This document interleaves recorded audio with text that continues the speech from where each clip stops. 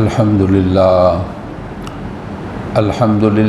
नहमदुहु व नस्तईनुहु व नस्तगफिरुहु व नऊज़ु बिल्लाहि मिन शुरूरि अनफुसिना व मिन सय्यिआति अअमालिना मन यहदिहिल्लाहु फला मुज़िल्ल लहु व मन युज़लिल्हु फला हादिय लहु व अशहदु अल्ला इलाहा इल्लल्लाहु वहदहु ला शरीक लहु व अशहदु अन्न सय्यिदना व मौलाना मुहम्मदन अब्दुहु व रसूलुहु अम्मा बअदु फ़अऊज़ु बिल्लाहि मिनश शैतानिर रजीम बिस्मिल्लाहिर रहमानिर रहीम व अतिम्मुल हज्ज वल उम्रत लिल्लाह फ़इन उहसिरतुम फ़मस्तयसर मिनल हदी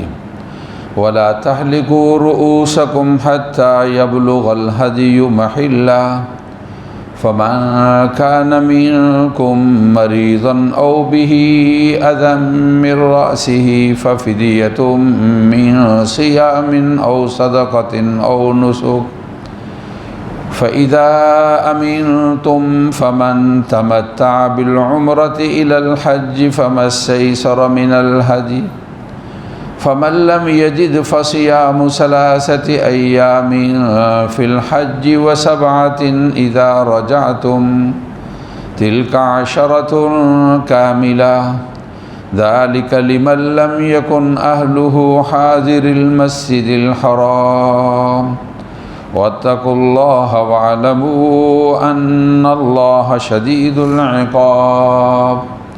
अल हज्जु अशहुरुम मालूमात फमन फ़रज़ फ़ीहिन्नल हज्ज फ़ला रफ़स वला फ़ुसूक़ वला जिदाल फ़िल हज्ज वमा तफ़अलू मिन खैरिन यअलमुहुल्लाह वतज़व्वदू फ़इन्न खैरज़ ज़ादित तक़वा वत्तक़ून या उलिल अलबाब।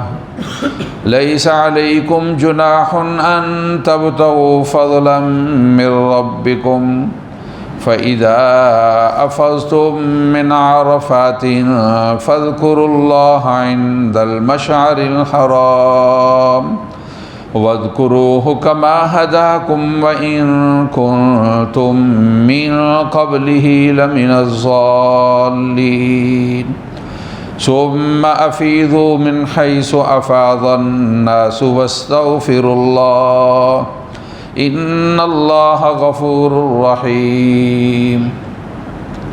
फ़इज़ा क़ज़य्तुम मनासिककुम फ़ज़्कुरुल्लाह कज़िक्रिकुम आबाअकुम औ अशद्द ज़िक्रा फ़मिनन्नासि मन यक़ूलु रब्बना आतिना फ़िद दुनिया वमा लहु फ़िल आख़िरति मिन ख़लाक़ वमिनहुम मन यक़ूलु रब्बना आतिना फ़िद दुनिया हसनह वफ़िल आख़िरति हसनतन वक़िना अज़ाबन्नार।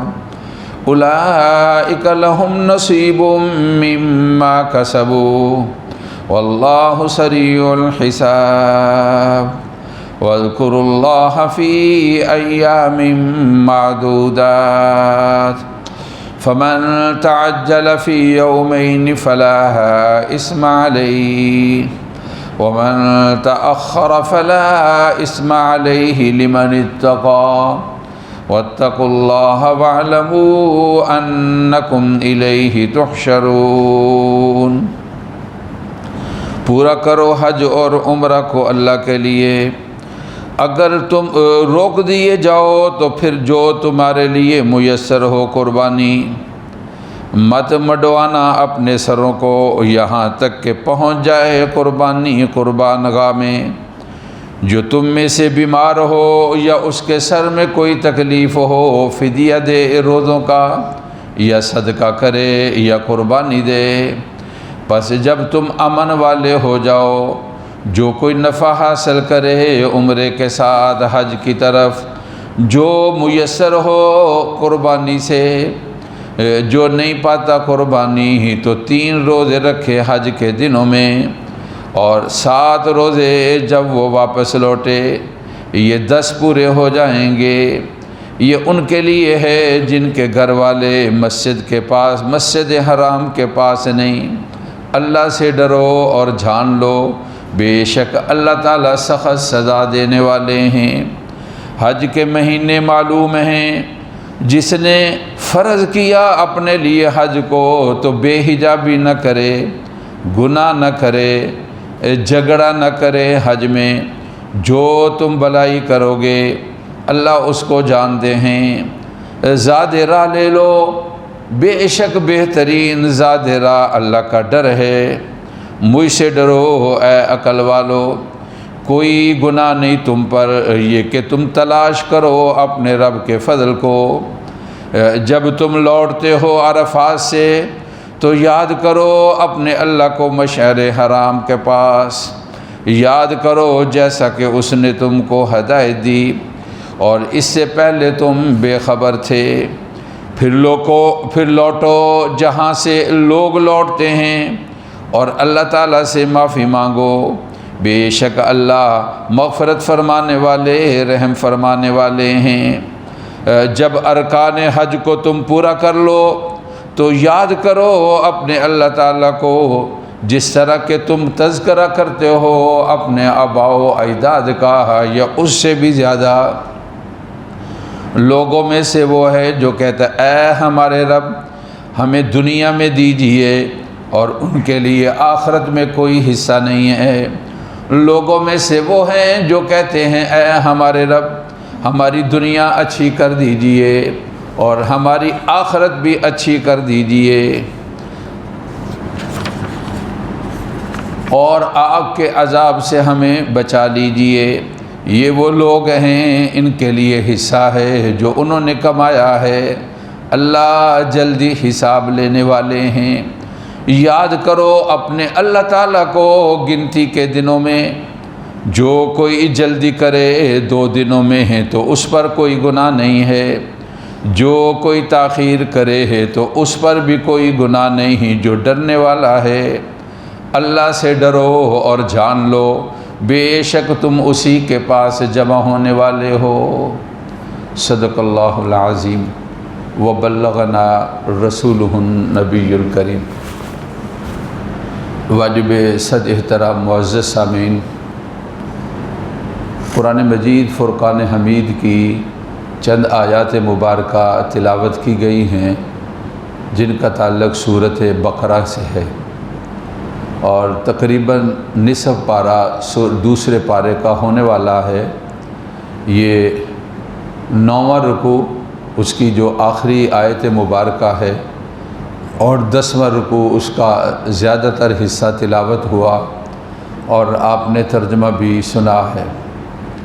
آپ کو اندازہ لگ گیا ہوگا تلاوت شدہ آیات مبارکہ کے اندر اللہ رب العزت کی ذات نے قرآن مجید کے اندر کس اہم مسئلے کو اور اپنے کس اہم فریضے کو اور اپنے کون سے رکن کا تذکرہ کیا ہے۔ ارکان اسلام میں سے چوتھا رکن جو ہے وہ حج ہے۔ رسول اللہ صلی اللہ علیہ وسلم نے ارشاد فرمایا کہ 5 بنی الاسلام علی 5، اسلام کی بنیاد 5 چیزوں پر ہے، اور ان میں سب سے پہلا کلمہ ہے، گواہی دینا کہ اللہ کے سوا کوئی معبود نہیں اور اس کا کوئی شریک نہیں ہے، اور گواہی دینا اس بات کی محمد الرسول اللہ صلی اللہ علیہ وسلم اللہ تعالیٰ کے نبی ہیں اور پیغمبر ہیں اور رسول ہیں۔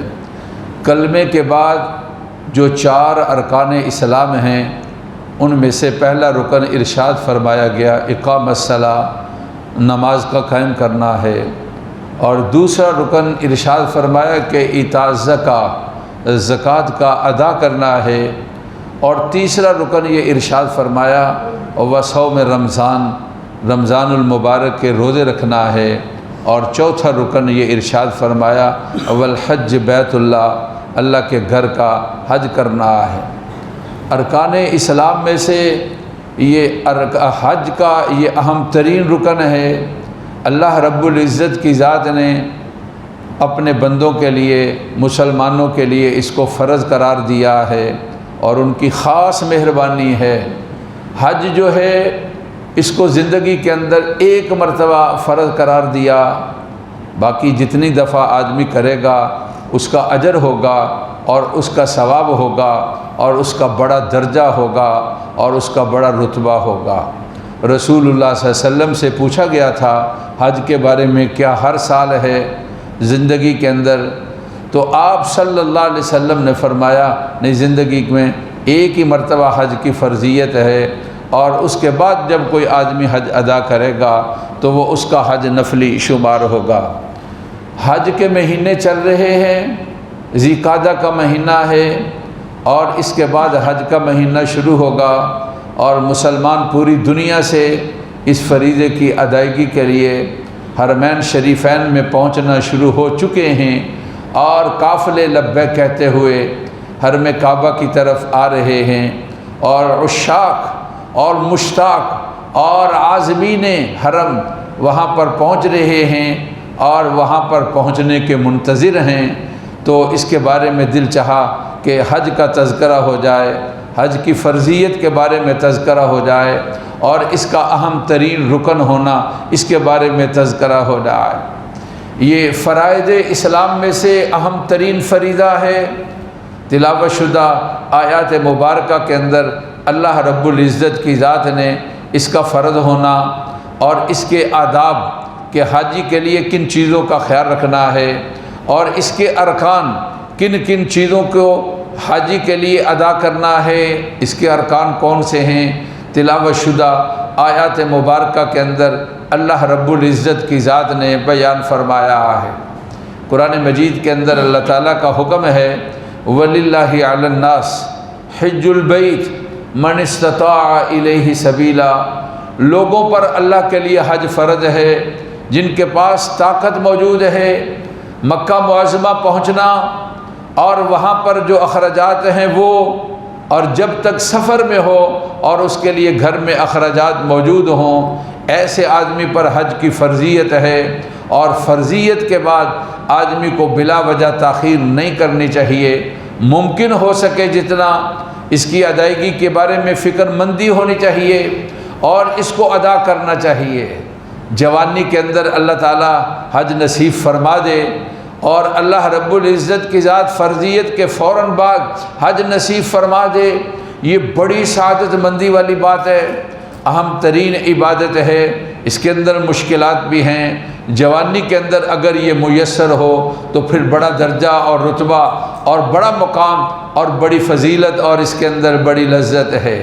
بہرحال زندگی کے جس حصے کے اندر آدمی کے پاس پیسے آ جائیں اور آدمی کے پاس اخراجات آ جائیں اور آدمی کے پاس طاقت آ جائے، اس کے لیے مکہ معظمہ پہنچنا ہے اور وہاں پر حج کی ادائیگی کرنا ہے، اور اس کو کسی وجہ سے لیٹ کرنا اور اس کی ادائیگی کے بارے میں فکر مند نہ ہونا، فرض ہونے کے بعد حج کے بارے میں بلا وجہ سستی کرتے رہنا اور کاہلی کرتے رہنا، اور اس کے بارے میں کوئی نظم نہ بنانا اور اس کے بارے میں نظم کا کوئی نہ سوچنا، اور اسی طریقے کے ساتھ وقت کا گزرتے رہنا، سال اور پھر اس کے بعد سال ہا سال کا گزر جانا اور آدمی کا حج کو ادا نہ کرنا، اس پر بڑی سخت وعیدیں ہیں۔ پاک پیغمبر صلی اللہ علیہ وسلم نے ارشاد فرمایا کہ جس آدمی پر اللہ کی ذات نے حج کو فرض قرار دیا ہے اور اس پر حج فرض ہو گیا اور اس نے حج کو ادا نہیں کیا ہے تو ہمیں اس کی کوئی پرواہ نہیں ہے، چاہے اس کی موت یہودی ہونے کے ساتھ ہو یا اس کی موت عیسائی ہونے کے ساتھ ہو۔ آپ ذرا اندازہ لگائیں، رسول پاک صلی اللہ علیہ وسلم نے حج کی ادائیگی نہ کرنے والا فرض ہونے کے بعد کتنی ناراضگی کا اس سے اظہار کیا ہے، اور رسول اللہ صلی اللہ علیہ وسلم اس سے کتنے دکھی ہیں کہ جو آدمی حج کی فرضیت ہو جائے اور پھر اس کے بعد وہ اس کے اندر کوتاہی کرے اور اس کے اندر سستی کرے۔ حج کے بارے میں اگرچہ جس وقت حج کی درخواستیں ہوتی ہیں اس وقت اگر اس موضوع کو شروع کیا جائے تو زیادہ بہتر ہوتا ہے، لیکن چونکہ جس طرح کا سلسلہ چل رہا ہے، اگر کوئی آدمی آج بھی حج کے بارے میں وہ اگر تیاری کرنا چاہتا ہے تو اس کے لیے آج بھی انہی پیسوں کے ساتھ اور اسی طریقے کے مطابق آج بھی بسہولت اس کے لیے یہ سلسلہ موجود ہے۔ اس لیے جب بھی اس کے بارے میں بیان کیا جائے اس کی ضرورت ہے۔ بہرحال ارکان اسلام میں سے ایک رکن ہے جس کا تذکرہ اور جس کے بارے میں جاننا اور جس کے بارے میں فکر مند ہونا اور جس کی ادائیگی کے بارے میں کوشش کرنا ہر مسلمان پر ہے۔ مشتاق ہے ہر مسلمان حرمین کا، مشتاق ہے ہر مسلمان مکہ کا، مینا کا، عرفہ کا، مزدلفہ کا، اور مشتاق ہے ہر مسلمان مدینہ پاک کا، مدینۃ الرسول کا، رسول پاک صلی اللہ علیہ وسلم کے پاس پہنچنے کا اور وہاں پر درود و سلام کا اور ریاض الجنت کے اندر بیٹھنا اور نوافل کا ادا کرنا، اپنے اللہ سے دعائیں مانگنا اور وہاں پر اپنے اللہ تعالیٰ کو یاد کرنا، اپنے اللہ کی کتاب قرآن مجید کی تلاوت کرنا ہر مسلمان کی خوش بختی بھی ہے اور ہر مسلمان کا شوق بھی ہے اور ہر مسلمان اس کے اندر اپنی فضیلت اور رتبہ اور مقام بھی سمجھتا ہے۔ اس لیے میرے بھائی، جن کے اوپر حج فرض ہے، یعنی آج حج کی فرضیت کے لیے کیا ہے کہ 12 لاکھ روپیہ اس کے پاس موجود ہے اور 1-2 لاکھ روپیہ ساتھ خرچہ ہونا چاہیے، اور گھر میں جب تک سفر میں رہے گا گھر والوں کے پاس خرچہ ہو، اس آدمی پر حج جو ہے وہ فرض ہے۔ وہ 12 لاکھ یا 14 لاکھ روپیہ روپیوں کی شکل کے اندر ہو، سامان تجارت کی شکل کے اندر ہو، سونا اور زیور کی شکل کے اندر ہو، اس آدمی کو اوپر حج فرض ہے اور فرضیت کے بعد اس کو تاخیر نہیں کرنی چاہیے۔ اس کا بڑا درجہ ہے اور بڑا رتبہ ہے اور بڑا مقام ہے۔ رسول اللہ صلی اللہ علیہ وسلم نے ارشاد فرمایا، کل قیامت کے دن حاجی سے یہ کہا جائے گا، اے حاجی، 400 آدمی رشتہ داروں میں، عزیز و اقربا میں اور برادری والوں میں اور تعلق والوں میں حاجی سے یہ کہا جائے گا تم سفارش کرو۔ اللہ تعالیٰ کا فرمان ہوگا تیری سفارش کے ساتھ حاجی سے کہا جائے گا، ان کی مغفرت کر دی جائے گی اور اللہ تعالیٰ ان کو درگزر کر دیں گے۔ مجھے کسی اور عمل کے بارے میں سفارش کے مسئلے کے اندر اتنی بڑی تعداد میں اور اتنی بڑی فضیلت کسی اور یعنی عمل کے بارے میں مجھے باوجود تلاش کے نہیں ملی کوئی روایت جو حاجی کے بارے میں آئی ہے۔ رسول اللہ صلی اللہ علیہ وسلم نے احرام باندھ کر اللہ کے گھر کی طرف آنے والا، اس کو اللہ کا مہمان جو ہے وہ ارشاد فرمایا ہے۔ آج ہمارے ہاں حج کے بارے میں کوتاہی ہوتی ہے۔ رسول اللہ صلی اللہ علیہ وسلم نے ارشاد فرمایا، الحج المبرور لیس لہ الجزاء الا الجنہ۔ جو آدمی حج ادا کرتا ہے اور اپنے آپ کو دوران حج گناہوں سے بچا کر رکھتا ہے، حج مبرور کا مطلب حج مسنون ہے۔ رسول پاک صلی اللہ علیہ وسلم کی ہدایات کے مطابق، آپ کی سنتوں کے مطابق، آپ کے طریقے کے مطابق حج کے ارکان کو ادا کرتا ہے اور اپنے کو گناہوں سے بچا کر رکھتا ہے، یہ حج مبرور ہے۔ فرمایا رسول اللہ صلی اللہ علیہ وسلم نے اس کا بدلہ اللہ رب العزت کے ہاں جو ہے وہ صرف جنت ہے۔ نبی کریم صلی اللہ علیہ وسلم نے ارشاد فرمایا، حاجی آدمی مکہ میں پہنچتا ہے اور پھر اس کے بعد حج کے دنوں کے اندر حاجی آدمی مینا کے اندر جاتا ہے۔ حج کے دنوں کے اندر مینا کے بعد حاجی جو ہے وہ عرفہ میں پہنچتا ہے۔ حج کے دنوں میں حاجی عرفات کے بعد رات کو مزدلفہ کے اندر آتا ہے اور پھر حاجی مینا میں پہنچتا ہے اور جمرات کے بعد مکہ آتا ہے اور پھر مکہ معظمہ سے جمرات سے فارغ ہو کر پھر مینا کے اندر آ کر قیام کرتا ہے۔ یہ حج کے ارکان کی ادائیگی کرتا ہے۔ حج کے جو مشاعر حج ہیں، حج والی جگہیں، ان میں سے ایک مینا ہے اور ایک عرفہ ہے اور ایک مزدلفہ ہے۔ جو مینا کے اندر مسجد ہے اس کو مسجد خیف کہا جاتا ہے جو عرفہ کے اندر مسجد ہے اس کو مسجد نمرہ کہا جاتا ہے، جو مزدلفہ کے اندر مسجد ہے اس کو مسجد مشعر الحرام کہا جاتا ہے۔ یہ 3 مقام اور یہاں پر 3 مسجدیں ہیں، یہاں پر قیام کرنا ہوتا ہے۔ منا کو 8ویں تاریخ کو وہاں پر قیام ہے، اور پھر اس کے بعد 10ویں تاریخ کو واپس آ کر وہاں پر قیام ہے، اور 11ویں تاریخ اور پھر 12ویں تاریخ کا وہاں پر قیام ہے، اور عرفات کے اندر خطبہ حج ہوتا ہے، اور ایک دن 9ویں تاریخ کا وہاں پر گزارنا ہوتا ہے، اور رات واپس آ کر مزدلفہ کے اندر قیام ہوتا ہے۔ یہ 3 جگہیں یہاں پر 3 مسجدیں ہیں۔ پاک پیغمبر صلی اللہ علیہ وسلم مسجد منا کے اندر تشریف فرما تھے۔ حضرت عبداللہ بن عمر کہتے ہیں رضی اللہ تعالیٰ عنہ، میں آپ صلی اللہ علیہ وسلم کے پاس تھا، 2 آدمی آپ کے پاس آئے، ایک سقفی قبیلے کا، یہ طائف کا قبیلہ ہے، یعنی طائف کا رہنے والا ایک آدمی تھا، اور ایک مدینہ پاک کا انصاری تھا۔ یہ دونوں مل کر رسول اللہ صلی اللہ علیہ وسلم کے پاس آئے۔ آپ نے کہا میں بتاؤں تم کیوں آئے ہو؟ اللہ تعالیٰ جب چاہتے ہیں اپنے نبی صلی اللہ علیہ وسلم کو جو چاہتے ہیں بتا دیتے ہیں۔ کہا میں بتاؤں تم میرے پاس کیوں آئے ہو، یا تم خود پوچھو گے اور میں اس کا جواب دوں؟ انہوں نے آپس میں مشورہ کیا اور پھر کہا اللہ کے نبی صلی اللہ علیہ وسلم آپ ہی بتا دیجئے کہ ہم کیوں آئے ہیں۔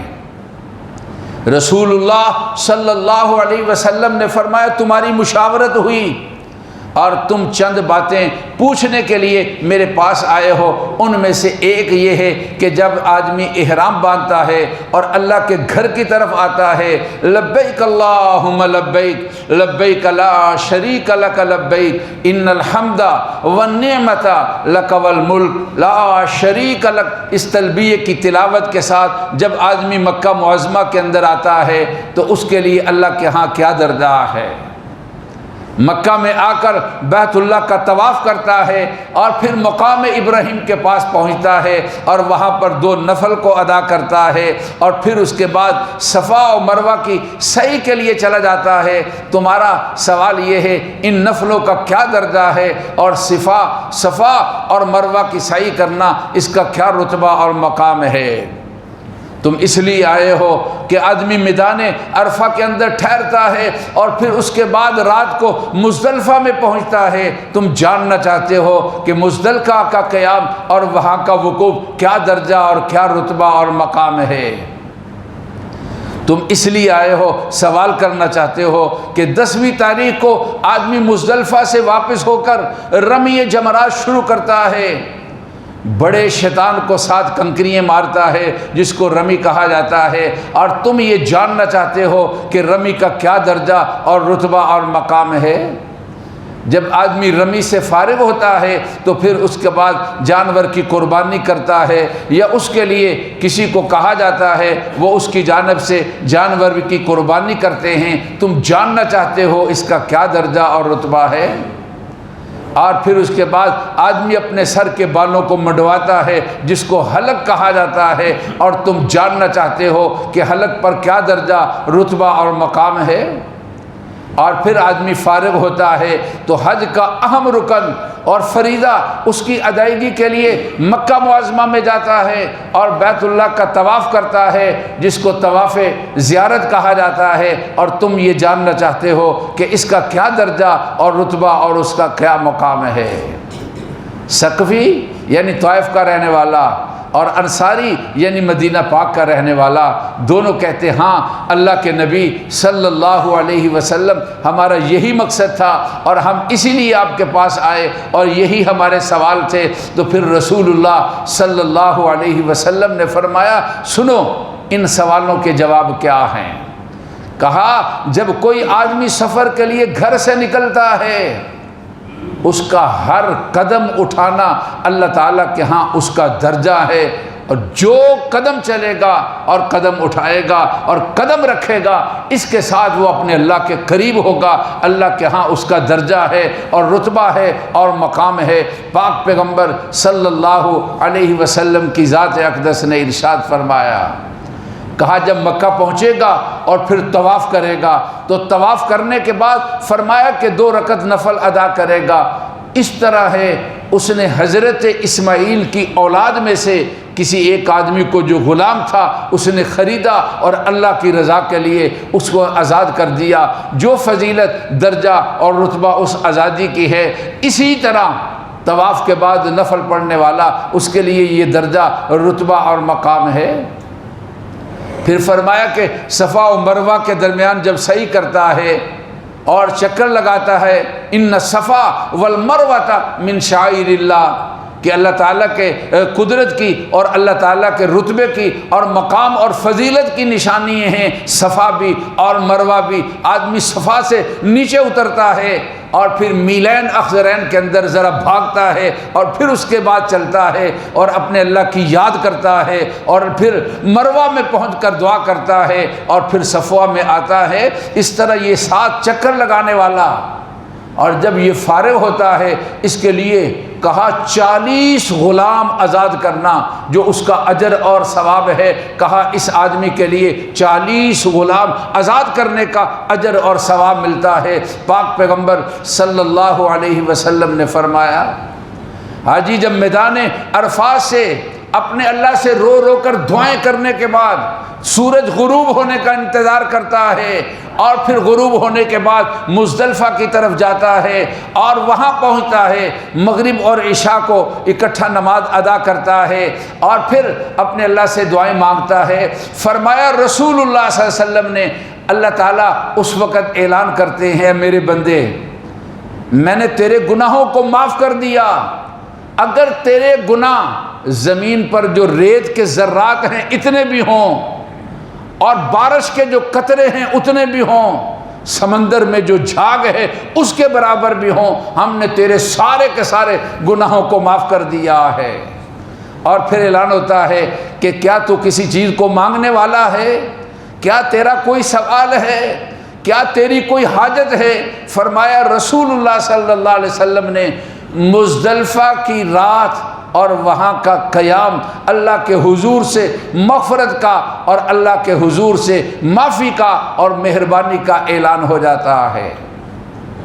10ویں تاریخ کو جب واپس آتا ہے اور آ کر بڑے شیطان کو 7 کنکریاں مارتا ہے، مزدلفہ سے اٹھائی ہوئی کنکریاں اور 7 کنکریاں پھر ساتھ لے جا کر اور بڑے شیطان کو جو پہلے آتا ہے اس کو 7 کنکریاں مارتا ہے۔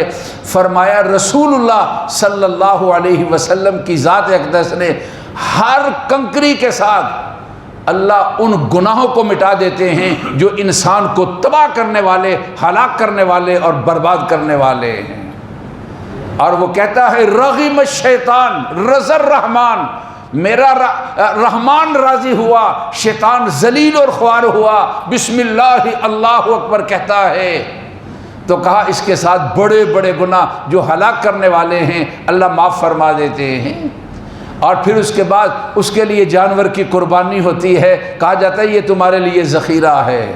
اور پھر اس کے بعد وہ اپنے سر کے بالوں کو حاجی منڈواتا ہے تو کہا جاتا ہے ہر بال کے بدلے میں تیرے لیے نیکی ہے۔ پاک پیغمبر صلی اللہ علیہ وسلم نے ارشاد فرمایا، مکہ میں آتا ہے اور آ کر طواف کرتا ہے جس کو طواف زیارت کہا جاتا ہے۔ جب وہ طواف زیارت سے فارغ ہوتا ہے ایک فرشتہ آتا ہے، اس کے 2 کندھوں کے درمیان ہاتھ رکھتا ہے اور یہ کہتا ہے جا، آج تو اس طرح ہے کہ گویا کہ تیری ماں نے تجھے جنا، تیرے گزشتہ ساری کی ساری غلطیاں اور گناہوں کو اللہ رب العزت کی ذات نے معاف فرما دیا ہے، آج کے بعد تیری نئی زندگی ہے۔ پاک پیغمبر صلی اللہ علیہ وسلم نے ارشاد فرمایا۔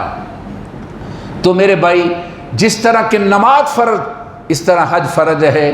اس کی فرضیت کو اس وجہ سے تاخیر کرنا کہ میرا مکان ابھی نہیں بنا، یہ عذر نہیں۔ ایسا ہی ہے بندہ نماز چھوڑ دے، کہے کہ ابھی میں نے دکان کو کام کرنا ہے۔ اگر آدمی تاخیر کرتا ہے کہ ابھی میں نے شادی کرنی ہے یا میں نے بچوں کی شادی کرنی ہے، حج کی فرضیت فوراً نہیں ہے، لیکن یہ عذر اس کی تاخیر کے لیے نہیں بنیں گے، اور اگر زندگی میں اس کا حج رہ گیا تو اللہ کے حضور پھر اس طرح ہے کہ رسول اللہ صلی اللہ علیہ وسلم نے فرمایا فرضیت کے بعد جو آدمی حج ادا نہیں کرتا ہے، یہودی ہو جائے، عیسائی ہو کر مر جائے، ہمیں اس کی کوئی پرواہ نہیں ہے۔ اس طرح رسول اللہ صلی اللہ علیہ وسلم نے اس سے ناراضگی کا، اور آپ صلی اللہ علیہ وسلم نے اس پر غصے کا اظہار کیا ہے۔ جن پر فرض ہے فوراً ادائیگی کی کوشش کرنی چاہیے۔ کسی معاملات میں اور مشاورت اور استخارے میں کوئی تاخیر آتی ہے سامنے تو یہ ایک الگ وجہ ہے، وگرنہ رسول اللہ صلی اللہ علیہ وسلم نے ارشاد فرمایا کہ حاجی لوگ حج پر جو خرچ کرتے ہیں اللہ اس کا بدلہ دیتے ہیں۔ حج کرنے کے ساتھ ہم نے کسی کو نہیں دیکھا کہ مفلس ہو گیا ہو، ہاں ایسا دیکھا ہے کہ حج اس نے کیا، اللہ کی ذات نے اس پر مہربانیوں کا۔ کئی حاجیوں سے ہم نے پوچھا، کہا ابھی ہم واپس نہیں آئے تھے، اللہ کی ذات نے ہمارے لیے خرچے کا فلاں جگہ سے فلاں جگہ سے فلاں جگہ سے انتظام کر دیا۔ جب ہمارا ایمان ہے رازق وہ ہے اور اس کا حکم ہے، بلا وجہ اس کی تاخیر نہیں۔ جوان ہو، جوانی کے اندر اس فریضے کی ادائیگی کی لذت اور اس کا مزہ اور اس کا رتبہ اور مقام ہی کچھ اور ہے۔ اس کو بیماری تک اور بڑھاپے تک اور کمزوری تک مت لیٹ کرو۔ آج ہی اللہ رب العزت کی ذات نے اس بات کو ذہن میں ڈال دیا، سارے سلسلے موجود ہیں، آدمی اگر آج بھی تیار ہو جائے، زائد پیسے کے بغیر ہی بلکہ جمع جو لوگوں نے پیسے کرائے ہیں اس سے بھی کم پر آج بھی انتظام ہو رہا ہے۔ اس لیے اس کو اگلے سال کے لیے مت چھوڑو۔ بعد میں کسی نے کوئی نہیں دیکھا کہ کل یہ آئندہ سال آئے گا یا نہیں آئے گا۔ اللہ تعالیٰ فریضے کی ادائیگی کی توفیق نصیب فرمائے اور اس کی طرف توجہ دے۔ جو حضرات وہاں پہنچے ہیں اللہ تعالیٰ ان کی دعاؤں میں ہمارا حصہ بنائے اور ان کے لیے راحتیں پیدا فرمائے، اور جو جانے والے ہیں قدم قدم پر اللہ راحتیں پیدا فرمائے اور ان کے سفر کو اللہ تعالیٰ قبول اور منظور فرمائے۔ اللہ ہمیں بھی آپ کو بھی حرمین شریفین کی زیارت نصیب فرمائے، اور ربنا تقبل منا انک انت السمیع العلیم، سنتے ادا فرما لیجیے۔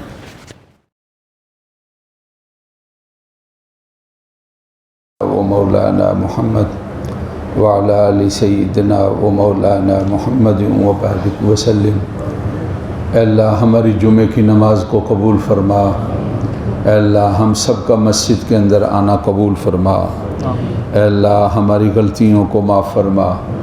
حجاج کرام ان کے لیے سفر میں سہولتیں پیدا فرما، اے اللہ ان کے سفر کو قبول فرما، اے اللہ ان کی دعاؤں میں ہمارا حصہ بنا۔ جتنے ہمارے دوست مدینہ پاک کے اندر ہیں اور مدینہ پاک سے مکہ معظمہ پہنچ چکے ہیں، اے اللہ سب کے سفر مقدس کو قبول فرما۔ جو تیاری کے اندر ہیں اے اللہ ان کے سفر میں بھی راحتیں پیدا فرما، اے اللہ بیماروں کو صحت کاملہ دے دے، ہر اے اللہ تکلیف سے محفوظ فرما لے، جوان بچے بزرگ اے اللہ سب کو مکمل عافیت اور خیریت نصیب فرما۔ فوت شدگان ہمارے والدین اے اللہ مغفرت فرما، بہن بھائیوں کی اے اللہ مغفرت فرما، مسلمان مردوں اور عورتوں کی مغفرت فرما۔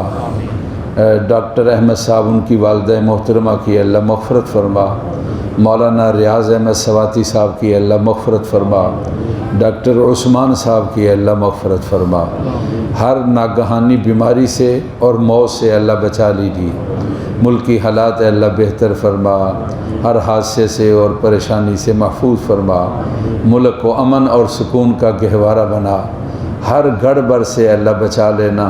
اللہ ہماری دعاؤں کو قبول فرما لے، وافر طیب حلال رزق کا انتظام فرما، اللہ رکاوٹوں کو دور فرما، اللہ خیریت اور عافیت نصیب فرما۔ ہمارے دوست احباب عزیز و اقربا جہاں بھی ہیں دوسرے ملکوں میں اللہ وہاں پر ان کے لیے ساری خوشیوں کا انتظام فرما۔ بچوں کے رشتوں کے معاملات ہیں تو اللہ مناسب جوڑ پیدا فرما، اے اللہ جو جوڑ مناسب اے اللہ اس کے اندر تکمیل پیدا فرما، اے اللہ جتنے خدشات ہیں ان کو دور فرما، اے اللہ ان کے حق میں ہماری دعائیں قبول فرما، اے اللہ کرم اور فضل فرما اور مہربانی فرما، اور ربنا تقبل منا انکا انت السمیع العلیم، وصلی اللہ تعالی علی سیدنا و مولانا محمد و آلہ و اصحابہ اجمعین برحمتک یا ارحم الراحمین۔